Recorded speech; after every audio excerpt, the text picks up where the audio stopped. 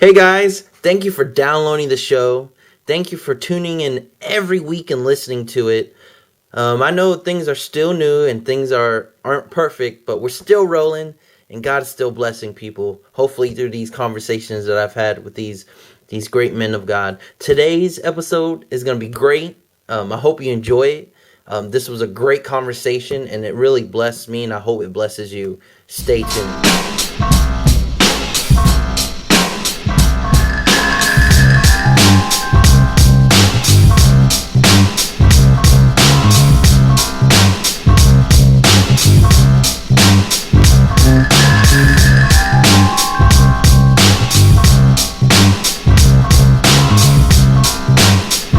What up? Welcome to the show. I am your host. I am the man who has this podcast. My name is Nick Jeremy. What's up, guys? How are you doing? I'm doing great. I just want to start out by saying sorry for not putting the podcast on Friday or Thursday like I said I was going to do. It's been a long couple of weeks for me. I started this new job and I've just been training like crazy. I'm going to be training for like 3 weeks. 3 months. I'm on week 3. Last week was crazy.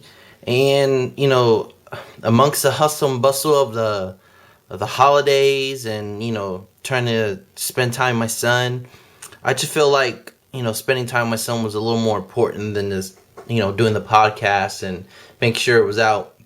But some of you guys are like, what's more important than your podcast? Everything. As much as I love to do this, as much as I love to, put my opinions out there and, talk about how great, things are happening in my life or current events and all that stuff. I'm never going to put anything in my own life that is, just something I do personally, like being a musician, this podcast, or anything else, volunteering at church. I'm never going to put it before my son. So if I have to choose, recording the podcast over recording over spending time with my son, I'm just not going to do it. And yesterday I did lay out some time for me to come home and actually do the podcast. But I'll be honest with you guys. You guys know I've talked to you. I'm divorced, and I get my son on certain weekends, and it's really hard to leave him. I'm not gonna lie. It's very difficult for me. It doesn't get any easier. I think the older he gets, the more I know he needs me. And it's just really hard. It is really hard for me. I cry every time. I literally have to. What up? Welcome to the show. I am your host. I am the man who has this podcast. My name is Nick Jeremy. What's up, guys? How are you doing? I'm doing great. I just want to start out by saying sorry for not putting the podcast on Friday or Thursday like I said I was going to do. It's been a long couple of weeks for me. I started this new job and I've just been training like crazy. I'm going to be training for like 3 weeks. 3 months. I'm on week 3. Last week was crazy. And, amongst the hustle and bustle of the holidays and, trying to spend time with my son, I just feel like, spending time with my son was a little more important than this, doing the podcast and making sure it was out. But some of you guys are like, what's more important than your podcast? Everything. As much as I love to do this, as much as I love to, put my opinions out there and, talk about how great, things are happening in my life or current events and all that stuff. I'm never going to put anything in my own life that is, just something I do personally, like being a musician, this podcast, or anything else, volunteering at church. I'm never going to put it before my son. So if I have to choose, recording the podcast over recording over spending time with my son. I'm just not going to do it. And yesterday I did lay out some time for me to come home and actually do the podcast. But I'll be honest with you guys. You guys know I've talked to you. I'm divorced, and I get my son on certain weekends, and it's really hard to leave him. I'm not gonna lie. It's very difficult for me. It doesn't get any easier. I think the older he gets, the more I know he needs me, and it's just really hard. It is really hard for me. I cry every time. I literally have to stop myself and be like, no, I'm not gonna cry. I'm not gonna cry. But then I just think about how much I miss him, how much fun we had, and I don't get to see him all the time like I like to. And hopefully with this job that God has blessed me with, I get to see him more frequently. But ever since, I got divorced and separated, I don't see him on a daily basis. And it really hurts me, especially as a father. The only way you would know is if you're a parent, but especially as a father, is you just want to be around your kid or kids. And this instance, my son, he has this infectious joy about him. He's so innocent and so pure, and I don't know, I just can't describe it. There are a lot of people out there who don't know what I go through personally. I don't think anyone has ever seen or heard me cry about my son except for two people, and that's my roommate and another good friend of mine. But it's really hard. I probably cry every time. Like, I literally have to distract myself most times so I don't cry. And I try not to think about it, and I just can't help it. So, anyways, like I said, I set aside time to do this opening of this podcast, and I just couldn't do it. I got home, and he was all that was on my mind. I just miss him. I miss him greatly, and even today during work, when during training, I missed him.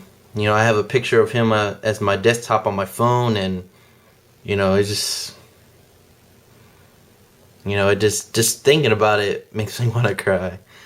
And I don't tell you this because I want to gather self-pity or anything. I'm just being honest and real with you, I'm just not going to put I'm just not going to put anything in front of my son other than God. So, if I ever come out late with a podcast again, I apologize, but that's just how it is. Son first, family first, and then everything else afterward. That's just how it is. First in, personal life, God first, obviously. But just wanted to clarify that. I hope you guys had, so let's go into another, let's fast forward. I hope you guys had an awesome Christmas. I did. As a parent, it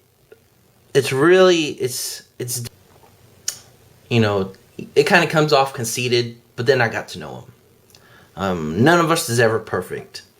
But I've never met such a humble person who treats everybody, equally. He doesn't play favorites to certain people. He treats everybody equally, and I just think it's because of what he's been through. And I think me and him get along because I'm not saying our paths are similar, but they're kind of similar. We both had our time away from God, and I think that's really humbled us, not only as men but men of God. So I really hope you enjoyed this interview. Listen closely. He has a good testimony, and we'll see. We'll see where this interview goes. It might go in a lot of bunny trails. No, it won't go in bunny trails. But I hope you enjoy it, and I'll see you at the end of the show. See you. You'll hear me at the end of the show. All right, we'll be back with Josh Baker.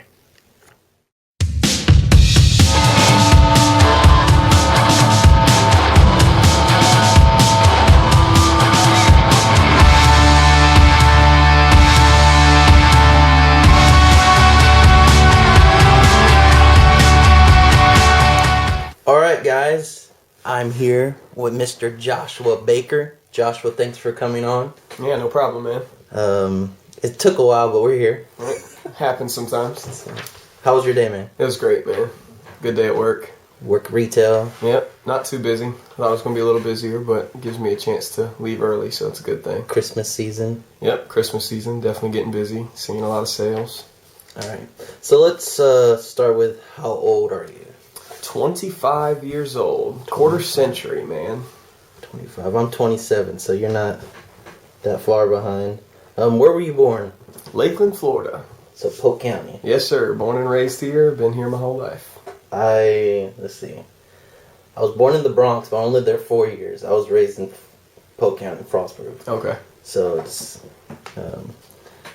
I guess I'm a Florida boy. Yeah, man. So Polk County, 863. That's right. So how was your childhood growing up in the Baker family? It was busy, man. I was very dedicated to basketball from an early age. So I played travel ball, played basketball pretty much every chance I got.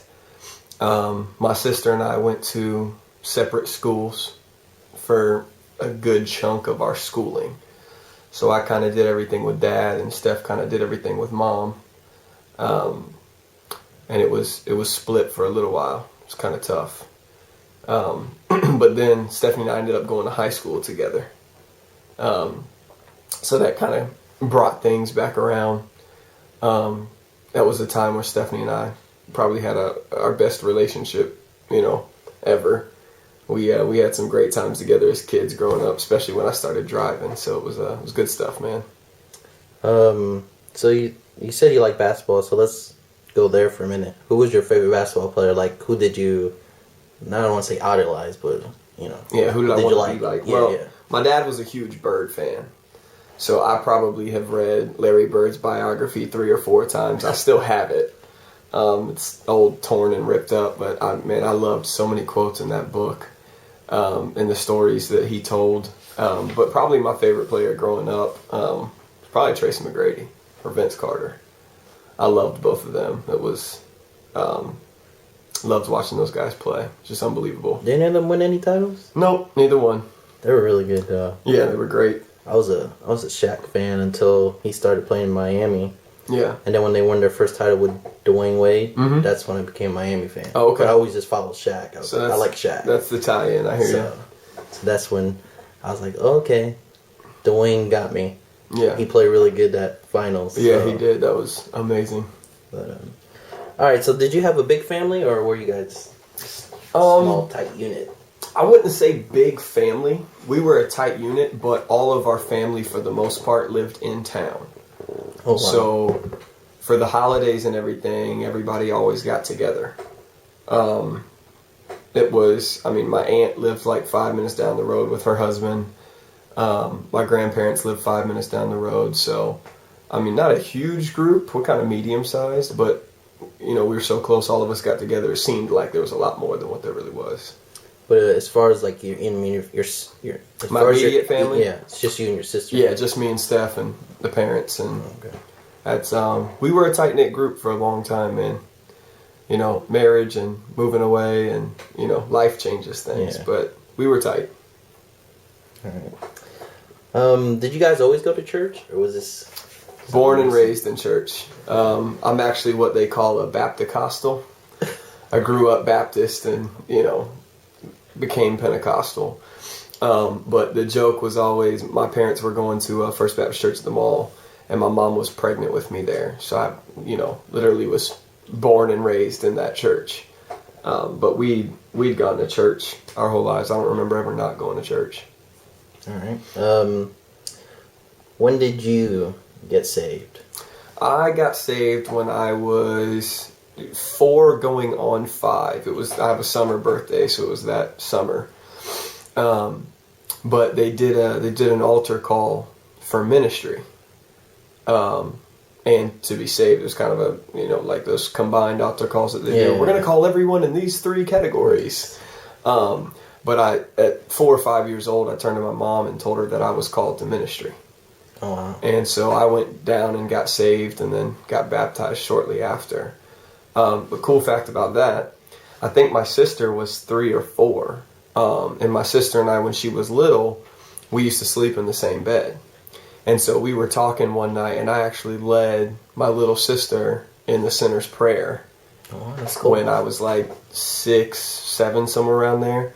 And we got up and ran in my parents' bedroom, and so excited because Steph got saved that night. So that was a cool memory, definitely. How has sorry, I kind of lost my thought. No, you're good. How was life? How has life changed since you started your relationship with God? Depends on which time. Man, when I was younger, man, I loved the Lord, man. All through high school, I was involved in FCA. I got up and spoke in chapel at school in front of all my peers. How were you around this time? High school, teenage okay. years, yeah. Never smoked, never drank, never did any of that stuff.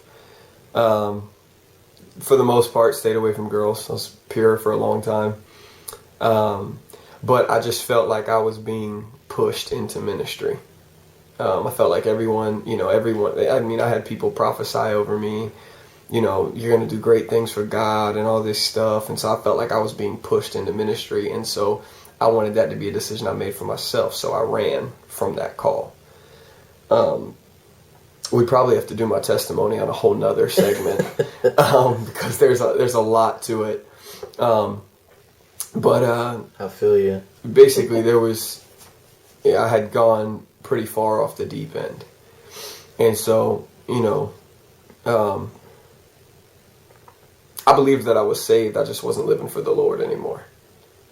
So when I kind of rededicated my life and came back, a lot of that stuff changed. I stopped clubbing, I stopped drinking, stopped smoking. There was a lot of things that changed. But I think the biggest key for me, Nick, was that over the years, during that 4 or 5 year span from like 17, 18 to 22, my heart had become hard towards people. Just in general, I was very selfish. I was all about me.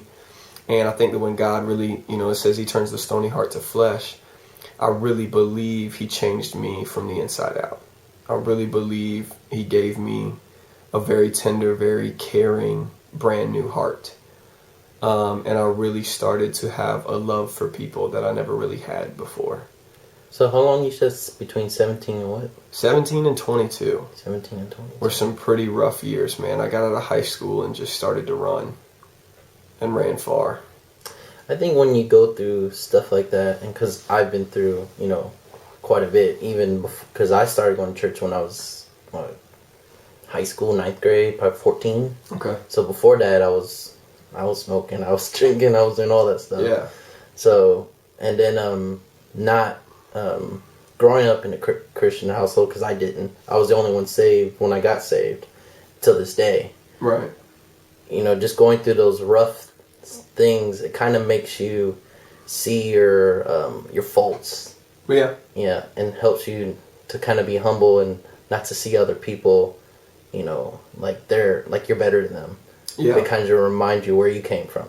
So it helps you to hey, if they messed up, I understand because I've done it too. Right. So it's like it's hard for me to judge people because I look back in my life and I'm like, I'm no better than you are. Right. Yeah. So I think, God, we go through those things and God just gives us different eyes once we come out of it. That's what I was going to say. I think, it really speaks about God taking the bad and he turns it to good. I really believe he allowed me to see the pain that I had caused people. And I was pretty burdened with that for a long time, man. You really struggle when you look back and see all the people that you hurt. So it really, like you said, it changes how you see people. All right, when I say the word faith, what does that mean to you?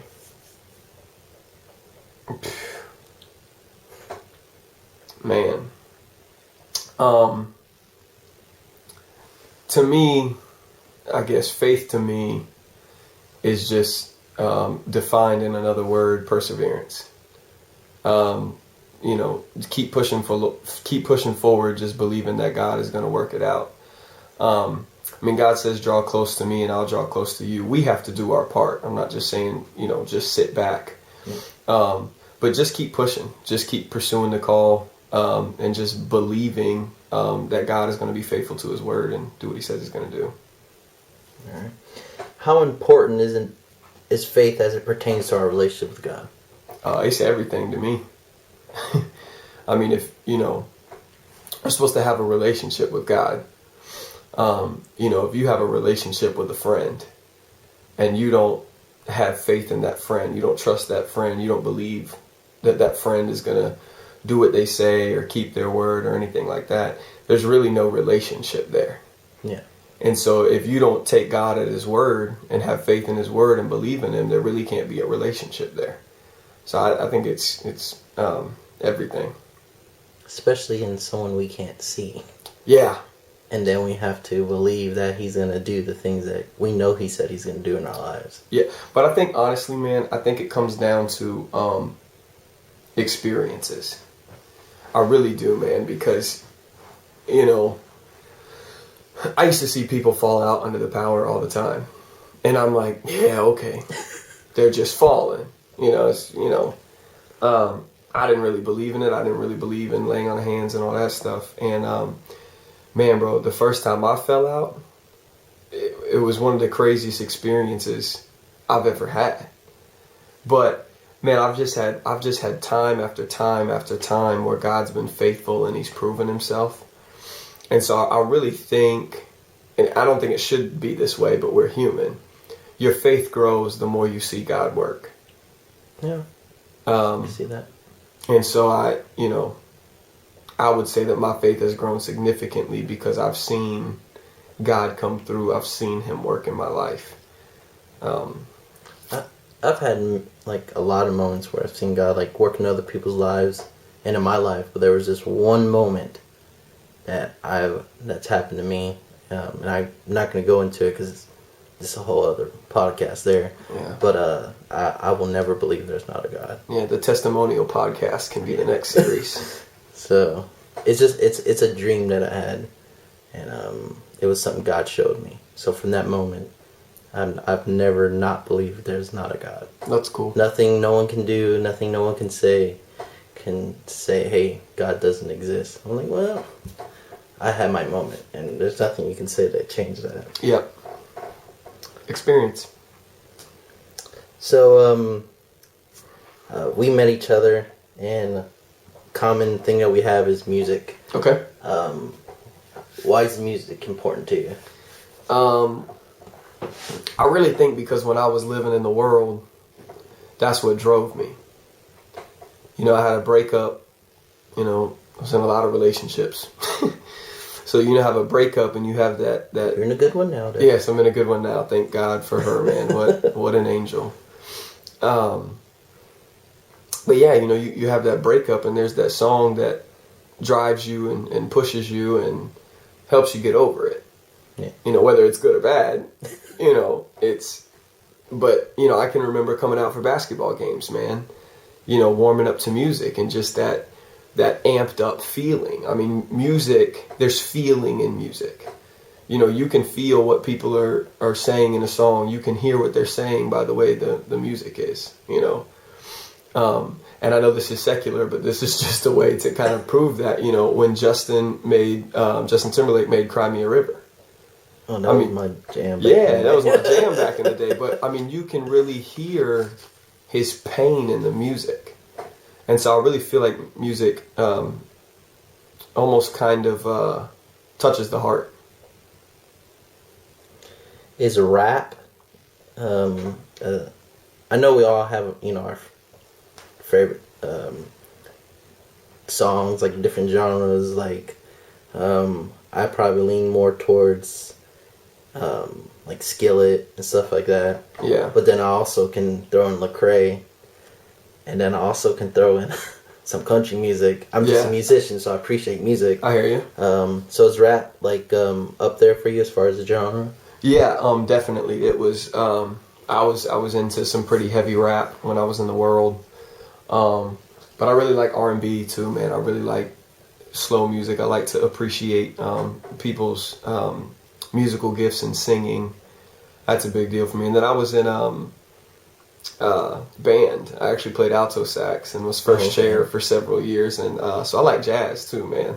Jazz. That really, anytime I can hear saxophones and horns, man, some good old Louisiana music, man, there's some good tunes. Well, that's something that nobody. I was in band too. I played bari sax. Yeah, see, there you go. So the baritone. All right, so did you start listening to rap when during your? No, I actually started listening to rap in 6th grade, man. Were your parents okay with that? You know, to be honest, they didn't really know how much rap I was listening to. I mean, they knew, man. I had when I was in elementary school, a lot of the rich white kids picked on me. I didn't really have a whole lot of friends, and so my first time I played on a travel. Where was this? Lakin Christian, man. Oh, okay. Yeah, it's but like I mean, nothing against Lakin Christian School. I love Lakin Christian School. It's just the environment that I was in. You said rich white kids. Are like, where are the rich white kids? Yeah, man, rich white kids. But I mean, nothing against white people either. It was just that was just the situation at the time. Well, I'm white. You're white. Yes. I was gonna say he is white. Everybody. Hey, man, it took me a couple years to realize that. No, but man, the first really, I guess, group of friends that took me in was my African American teammates. I was being politically correct, people, but my black teammates. I was the only white kid on the team. And so I can remember the first rap song I ever heard was Kang Wang. And they taught me how to do the dance. And, they took me in like a brother. And so that was really, the first people that I associated being really good friends. And so I just did what they did. I listened to rap, I played basketball, and that was, what I grew up in, the people I was around. Did you listen to any Christian rap when you were like starting 6th grade that your parents let you listen to, or? To be honest, man, when I was in 6th grade, Christian rap wasn't really a big deal. Oh, okay. I mean, Toby Mac occasionally would rap some verses here and there. He's not really a rapper. No, he's not. But that's what I'm saying. Yeah. He would spit some verses here and there, so I liked Toby. But really, the first Christian rapper I really got onto was in high school, was the Ambassador. The Ambassador was my favorite Christian rapper, man. I really liked a lot of the stuff that he did, and I had a sound system, so I'd go around blaring my Christian rap. I was really trying to change and just listen to Christian rap, but there wasn't a lot out there. There wasn't at the time. Yeah, I think it was Grits. Yep, it was Grits. I definitely listened to Grits. Lecrae came out when I was in 11th grade, so I was probably about 17. Yeah. Well, when I heard of him, right, and then it just like blew up now. Yeah, yeah, it's huge now, man. So why do you think rap? I'm gonna go with Christian rap. Why do you think Christian rap gets a bad rap? No pun intended. I just think Christian rap gets a bad rap. Because I've heard like people like literally people complain about it. I don't know, because I've heard the fact that it was just Christians trying to mimic the world, and yeah, but it's a tool to be able to reach the world. Yeah, that's what I'm thinking. But I've heard like so much negativity about it. I think my thing, Nick, is that it's associated with rap. Yeah. When you hear the word rap, you think of thugs, guns, sex, drugs, drinking. All of that stuff. It's what the world's put in our head. You don't ever think these days, these rappers don't do hardly any of that stuff. They go back and play video games. Right. Yeah. Yeah. They just sing like they're bad. Yeah. Oh, go ahead. I don't know, man. I just think because of what people associate with rap, I think that's the biggest key. But if people would actually sit and listen to the words, listen to some of the stuff that Christian rappers say, man, it's unbelievable. They're gifts. Who's someone out there that you think is making a big splash, I guess you can say? To be honest, man, I really like Andy Mineo. I thought you were going to say that. I think he's probably my favorite, man, just because I literally have taken his CDs and I didn't even know about him. One of my friends put me on him.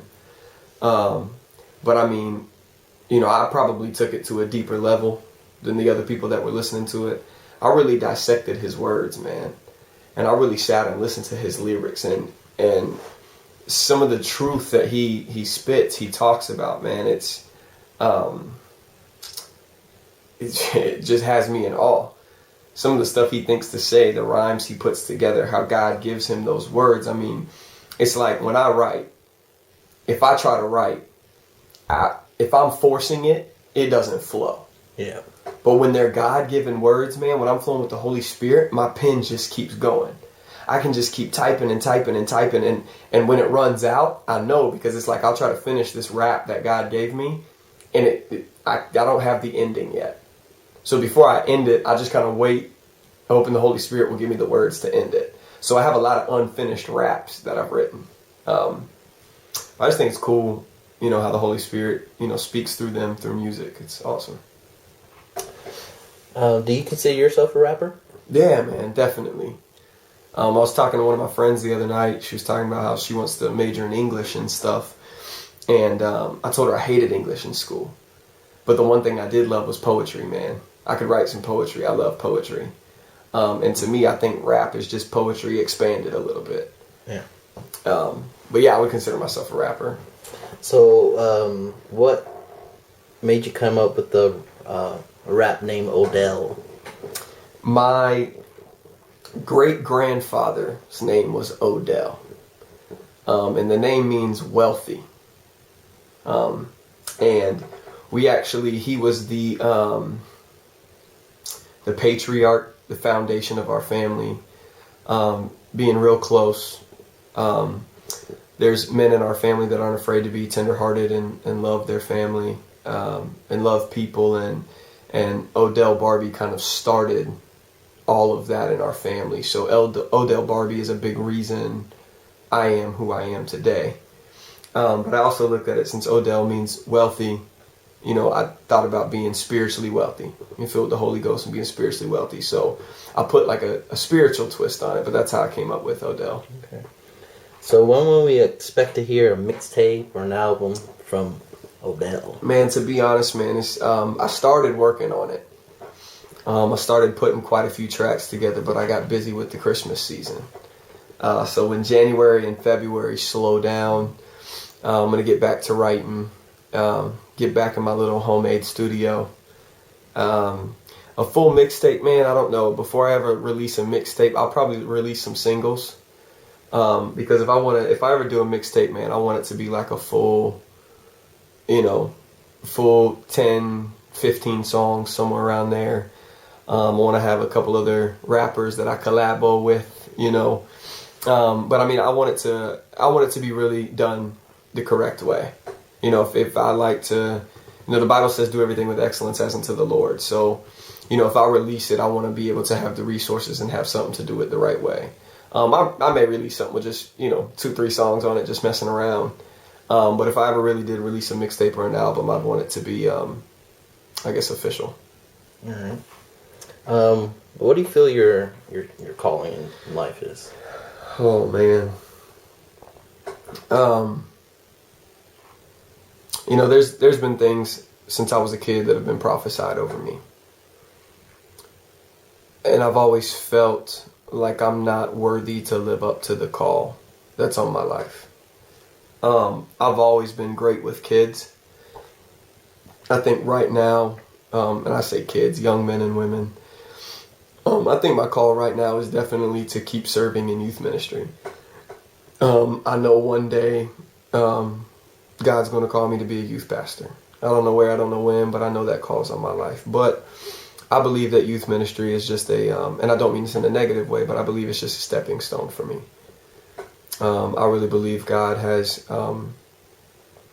bigger plans than that. Not that that's not a big deal. Youth ministry is important. It's important to teach young men and women the right things. Do you mean like going out and doing youth ministry, like traveling? No, I don't think I would travel. I'm really big on building relationships with people. Okay. Relationships are important to me. That's kind of how I minister.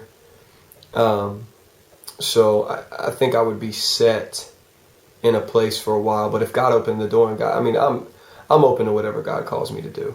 Wherever He leads, wherever He shows me the next step is, that's where I'm going to go.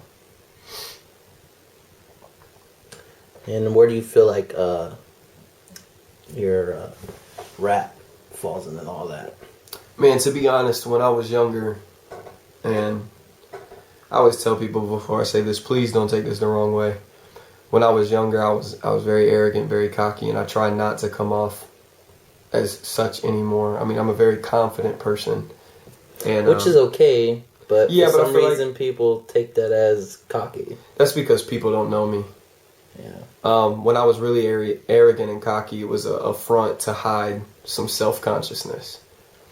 But when I was younger, man, it was so hard for me to figure out what I wanted to do in life. Because God gave me all these talents and abilities. I mean, I can rap, I can sing, I can dance. And this was all, I used to list this on dates. And he's white, folks. Yeah. I used to list this on dates to girls, man. I was a horrible first date. I used to go through the list of great things about Josh Baker. It's supposed to be about them, Josh Baker. Man, it was bad, bro. It was all about me.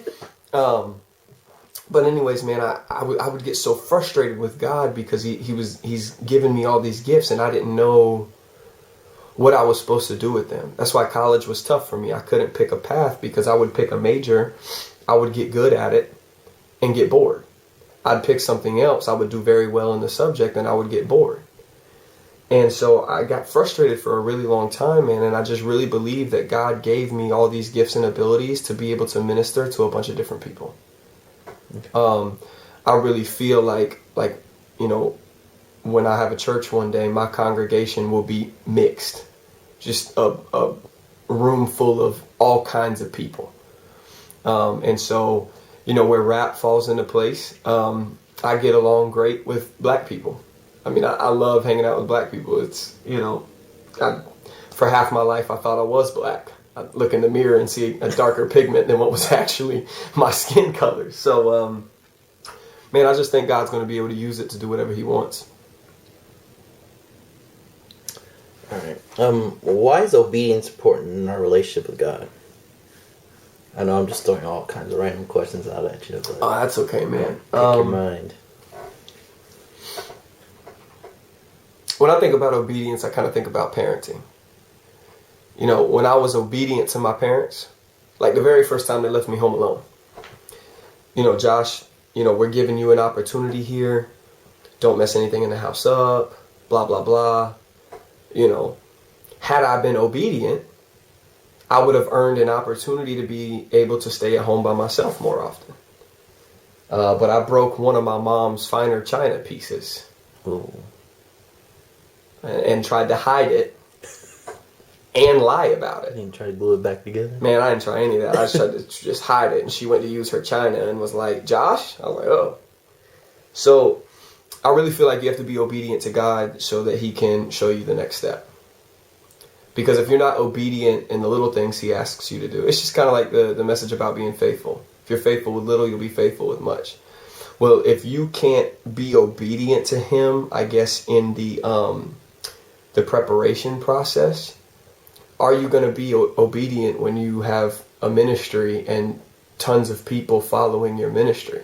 Because if you're disobedient on that platform, you're going to cause a lot of other people to fall. Yeah.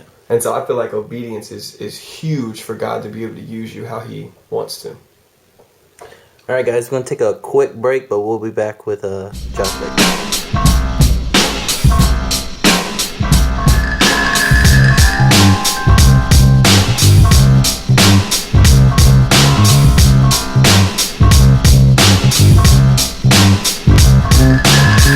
Alright guys, we're back. Let's move on to the next question. We got a couple more questions for you and then we'll be done here. What bugs you most about the world's view on Christians today? Oh, that could probably be a whole nother podcast, and I could probably preach a message on this one, man. I actually just posted on Facebook on the way over here something that's been kind of on my heart lately. I'll just quote the post real quick.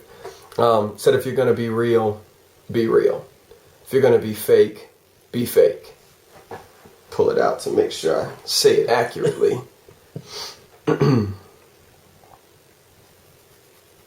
Just a sec. You know, like, I'm not a very outspoken person, and there are times where I think people abuse social media, so I try not to do that, especially if I feel something strongly about something. Right. But that's why I started this, because I think I'm not saying that all my opinion or my views are like, always going to be right, but I think I have views that people can relate to, and see things differently. Maybe, I didn't look at it that way. Yeah. So. That's a good point. So I said, if you're going to be real, be real. If you're going to be fake, be fake. But all this back and forth stuff has people mistaking the real stuff you do for fake. When the Bible talks about being lukewarm, you'll be spewed out. And so I just think, a lot of Christians use social media as a platform to portray themselves a certain way. And then behind the scenes, they're different people. I mean, I was guilty of that, man, just probably, 6 months ago to a year ago. Everybody just had this idea of Josh Baker, like he's this great guy. He serves in church all the time. He's this, he's that.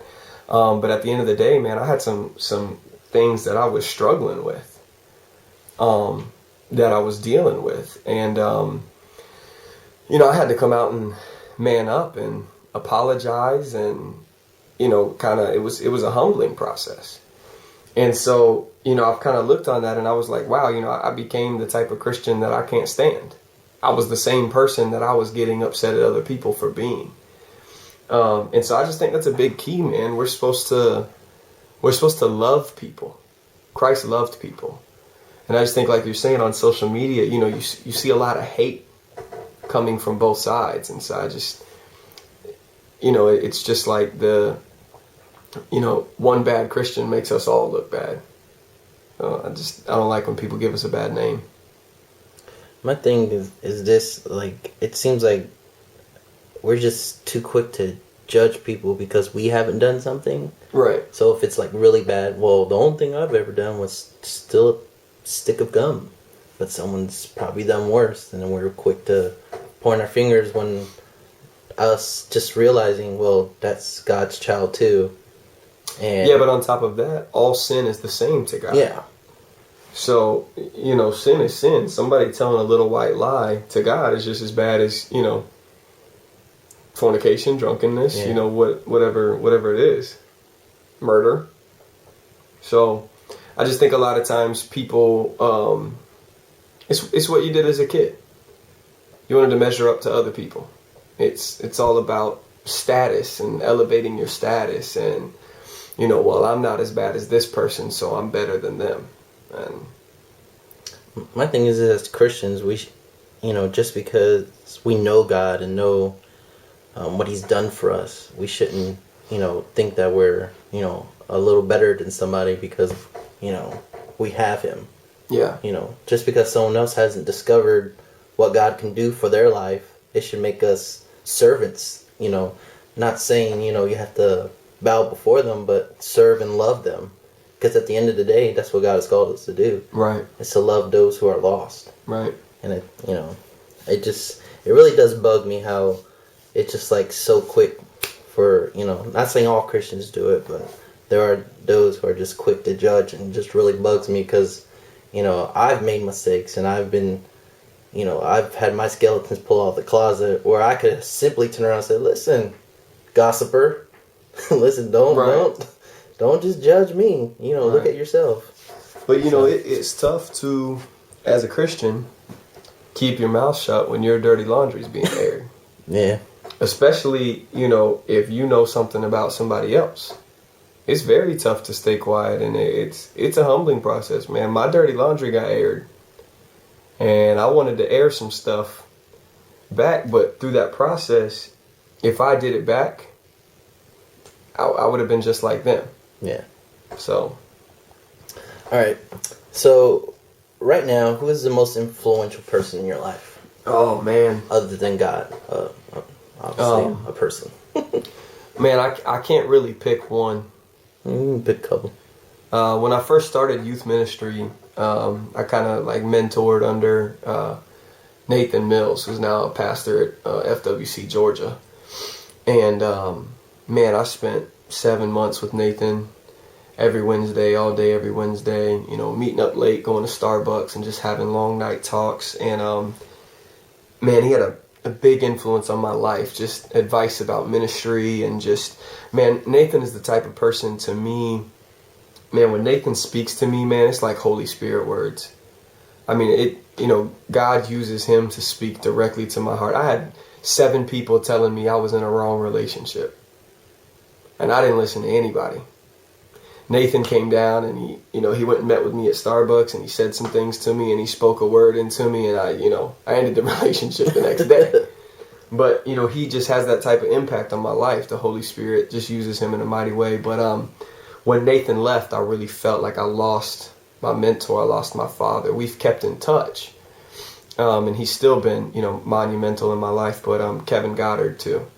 Kevin Goddard kind of stepped in and I don't want to say replaced Nathan, but he filled a void. He filled some shoes where I needed some guidance and an older mentor to kind of just love on me and encourage me. And I don't want to take anything away from Nathan. The two of them have both together been huge in my life. Nathan stays in contact with me over the phone, and Kevin more so in person. But man, those two guys have been great. This is the cool thing is when God, takes someone out of your life, he knows exactly what you need, so he brings that other person in. Right. What's it? When I first met Kevin, I didn't know him or nothing, just by just the way he acted and appearance alone. I was like, man, this guy didn't have great thoughts about him. I'm not saying it was terrible, it just seemed bossy, I guess you could say. But then the more I got to know him, and I enjoy seeing him every time I see him. Yeah. Not saying that not everybody does this, but he thanks me every time I leave. Thank you. Yeah. You did a great job. He has a huge heart, man. It's and then just the conversation, it's like I could just let my guard down and I start telling him, talking to him about things that I wouldn't talk to about anybody I really don't know. You know what I'm saying? So yeah, I've grown to really, really appreciate Kevin Goddard. So, all right. So I've asked everyone on my show so far who's been on, if you could sum up God in one word, what would that word be? Man, there's so many words to sum up God. First word that comes to mind. It's in my life, faithful. Faithful. God has always been there for me when I wasn't living for him. He's pulled me out of situations where I didn't deserve to be pulled out of. He's been faithful to me when I've been faithful to him. And he's also been faithful to me when I haven't been faithful to him. So just to constantly watch God come through in my life, just faithful is the word for me. Because when I start hearing, when people talk about God and, where the Bible says you're supposed to, try and be like Jesus. And just seeing how God is faithful to his people, even when we're not faithful to them, it's hard, for me to understand how people can, how there's so much hate, you know what I'm saying? Yeah. It's just I don't get it. If we serve God, then, why is that spewing out of us?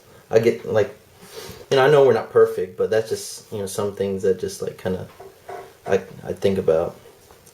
All right, if you could sum up yourself in one word, what would it be? Hungry. Hungry. Yeah, man. For food? No, definitely not. It's taken me a long time to really understand the path I'm supposed to take and the call that's on my life. And now that I'm kind of set in it, I'm on the path. I had a word spoken over me that you're finally where you're supposed to be. Keep doing what you're doing.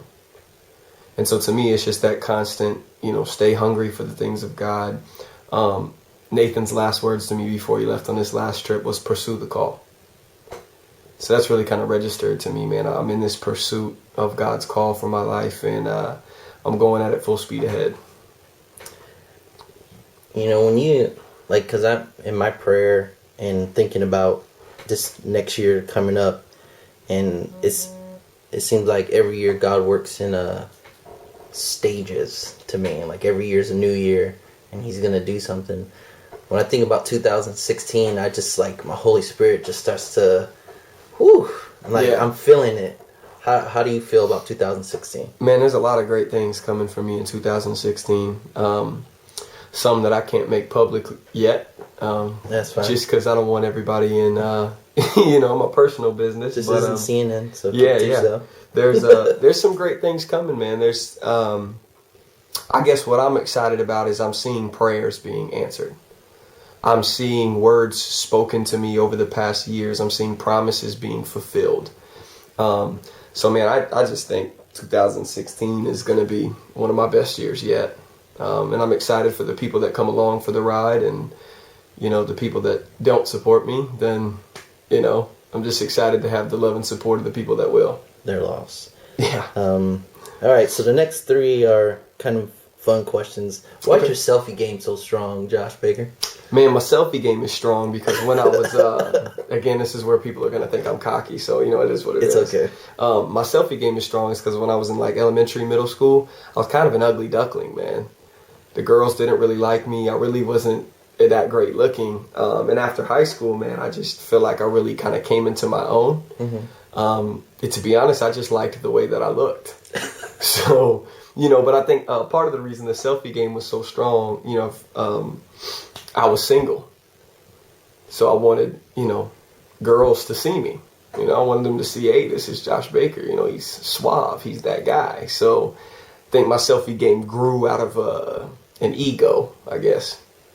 So now I've just had so much practice at it. When I do post them, it's, it just kind of comes natural. Oh, I bet your girl likes them now. Oh, yeah, that's like. Yeah, man. So is that why you get a haircut every 2 weeks? No, man. To be honest, man, I think it's tradition, man.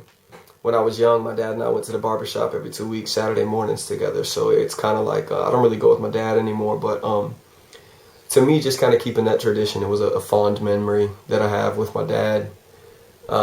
And so I just kind of, when I sit in the barbershop chair, I just kind of think about when I was a kid and being at the shops with my dad. It was more tradition. Yeah, my haircut games could be every 2 weeks or every 2 months. Hey, man, sometimes I can't get in, man, and it's rough, but... So when are we going to see a collab with Odell and Star-Lord? Man, well, finally got together for a podcast. So I'm thinking a collabo will be coming shortly. We got a couple songs we're working on. Yeah, man, we got a couple in the process. I think it's gonna shock some people, man. I don't think people really, know about our undiscovered rap talent yet. It's gonna be good stuff. See, when I released my mixtape, when I did it at first, I did it because growing up, I love rap, Yeah. And in New York, we used to go to New York every summer after we moved down here. So my uncle listened to rap and just what it did. So I loved rap. I would rap on my own and stuff. So I was on YouTube on my old job and just listened to a beat and I just started rapping to it. So I just started messing around. So I was like, oh, okay, this is corny, but hey, it sounds good to me. But then as I started to do it, it started to just flow. And I'm like, I think I'm getting better. Yeah. And better. And you saw the evolution. Yeah, it was from the first definitely one. an evolution. Oh, yeah. Everything was getting better. But that's what. But I don't think, if you see the mixtape I put together, which I did it was humor. Because it was all about Star-Lord and stuff like that. But if you see the last couple ones that I did, they were me actually trying and I say, let me give this a try. So, but actually, I don't know if you saw my post, but I know some kids who like my mixtape. Yeah. So that's all I was good about that. That's pretty cool, man. Yeah, man. To be honest, man, when I hear something that clicks, man, I just write something, even if it's real quick. Yeah. It's whatever kind of comes to my head, and I just put them together, man. It's fun. All right. Last question. Your best memory in life. It can be now, as a kid. Something that sticks out to you. Man. I guess probably one of my best memories. I guess I have a selfish one and a non-selfish one. My selfish memory is the game that I made 9 3-pointers. Oh, wow. Yeah, I went 9 for 12 from 3-point range, scored 31 points, hit 6 threes at halftime. 6 threes before in the first half. What grade was this? My senior year. Oh, wow. Okay. I was just unconscious, man. Every time I let a shot loose, I know it was going in. And I didn't even play the whole fourth quarter. So you were Steph Curry that game? I was, man. I was Steph Curry for a night. But my favorite unselfish memory is I was at my sister's wedding. And I watched my brother-in-law, they wrote their own vows. And I watched my brother-in-law read his vows to her. And I could hear how much he loved her. And I broke down crying. And everybody, I don't think people really understood why I was crying. But I realized at that moment, it was no longer my job to protect my little sister. It was his job. But his vows gave me comfort in that he would protect her, that he does love her, that he does care for her. So that was probably one of the most special moments I've had. And the fact that he's really, really tall. Yeah, he's 6'6", man. So it's kind of an intimidating figure. Yeah, definitely. But, all right, well, I appreciate you coming on. I know it took us a while, but I enjoyed it. It was fun getting to know you a little more. So, all right, guys, we'll be back with my closing statements.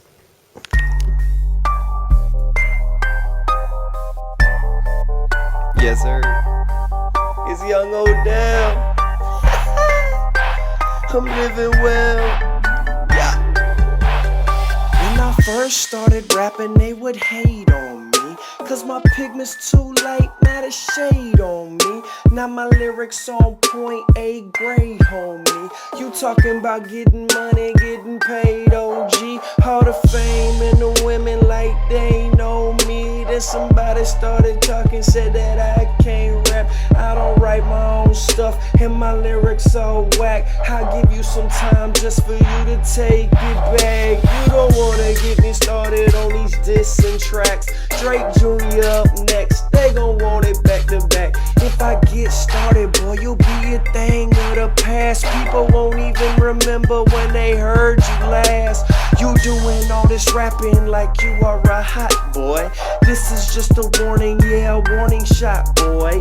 This is all coming off the top of the dome. So last little piggy yourself on crying home. Straight out of Lakeland, believe that I'm wildin'. Don't get me started, hold it back, yes I'm trying. That's a little Yoda switching words like he do. Try a little yoga, maybe you should stretch your glutes. Cause I'm giving this butt whooping, you can do what I Hey guys, I'm back. I hope you enjoyed that interview. It was really fun for me because I got to see a different side of Josh that I really haven't seen. Vulnerable. I didn't know a lot of stuff about his life. When I do these interviews, I'm not trying to be nosy about people. I'm trying to encourage other people out there because not everyone has the same story. But some people have similar stories and some people can relate to a lot of these guys that I've had on so far. And so that's why I do it. I don't do it to try to get dirt out or whatever, because my dirt is out too. I've talked about stuff in my life that I've been through, and in the first episode about testimony, even though it was just a brief testimony of my life, but I did talk about my life. Talking about my divorce, and telling the world that, hey, I had a imperfect marriage was not easy for me. It is not something that you just go around sharing, because people do tend to look at you like you're damaged goods. I don't want anybody like that. I don't want to be around anybody like that because they got a divorce, so that means there's something wrong with them. Yeah, there's something wrong with me. There's something wrong with all of us. But, it wasn't easy for me, but I know that there are people out there who are divorced and feel like they can't go on because they got a divorce. I felt like that for a long time. So, I had to have faith in God. Good segue. for me to move past how I felt and what the lies the enemy was putting in my mind. So I'm going to read a couple Bible verses, and then we're going to talk about faith. Before I read the Bible verses, faith is believing in something, we do not see, but in something we hope for. So basically, when you have faith, especially when our relationship with God, we have to have faith. We have to, believe that, God is going to do what he promised us, because we don't see him. I don't see him. If you see God, let me know. If he walks with you side by side physically every day, like the physical man, then you let me know, and I'll come hang out with you and God. But since we don't see God on a physical, physically every day, we have to have faith in him that he's going to do what he's promised, especially in his word. His word would never go void. His word is always true. So when we have faith in God, we're believing in him, essentially, because we don't see him. We have to believe in him. We have to have faith in God. So let me read a couple Bible verses, and then we'll go into, more into faith. It says, 1 John 5:5. Who is it that overcomes the world? Only the one who believes that Jesus is the Son of God. That's 1 John 5:5. All right, 2 Corinthians 5:7. For we live by faith and not by sight. Matthew 17:20. Jesus said, truly I tell you, if you have faith as small as a mustard seed, you could say to this mountain, move from here to there, and it will move. Nothing will be impossible for you.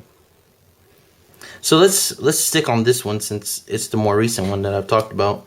This is one of Jesus' parables.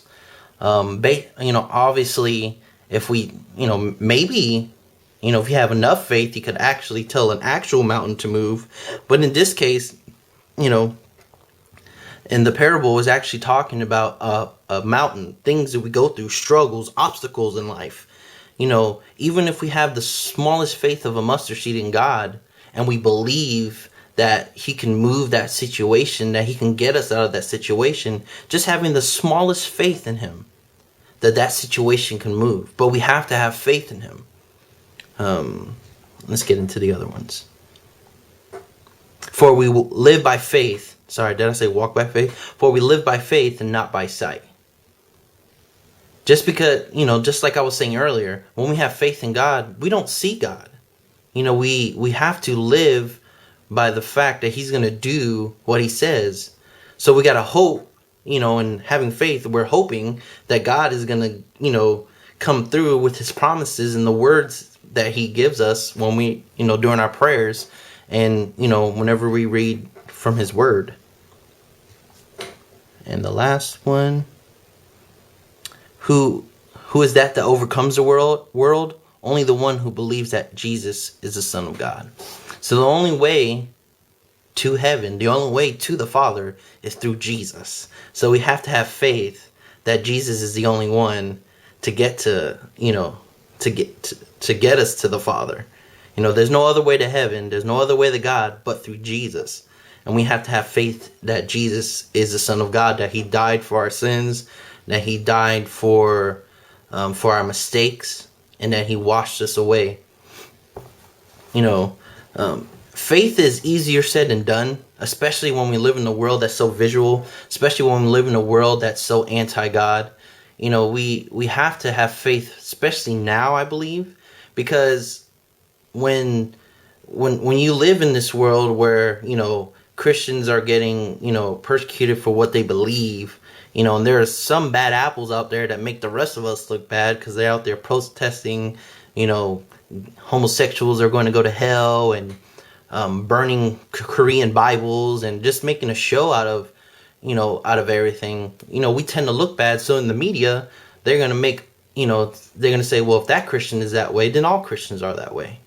Especially nowadays, we have to have faith in God and believe that he's going to, through everything, that he's going to keep his faith, because not everyone sees Christians bad, but a lot of people do. A lot of people, I saw this thing, was it a couple months ago, where a teacher and some students invited satanic worshipers to a high school football game. These kids are going elsewhere because they're looking at us like, we're judgmental. Like all we do is judge people. So, that's why I said we have to have more faith, especially nowadays, because it's going to be hard to get people who don't know God to come have a relationship with God, especially if they've had a bad, encounter with Christians who, proclaim to be, followers of Christ. So just keep in mind every day why we choose to have a relationship with God, why we accepted Jesus Christ. And so every day we can be more like Jesus, the love, the acceptance of others. I have people that I work with now that I'm just nice to them. A lot of them have different lifestyles and don't have the same lifestyles as me.